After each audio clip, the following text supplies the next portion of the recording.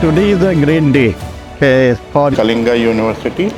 They have inaugurated their 8th Center of Excellence for collaboration with Ultratech Cement for giving training to students on cement and construction industry. We require right people for the right job, the trained people with the experiential learning which will be industry ready.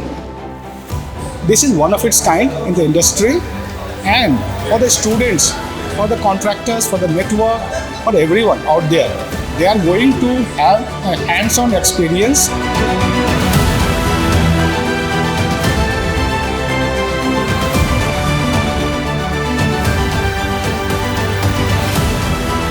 And this is a very nice achievement that they are bridging the gap between the education and job, which is the main concern of our youth. Definitely students are going to get the benefit of this. They will get the placement, internship, and this is a very good initiative taken by the Kalinga University. It is a great honor for us to visit and witness such things, and looking forward to 9-10 more excellence centers.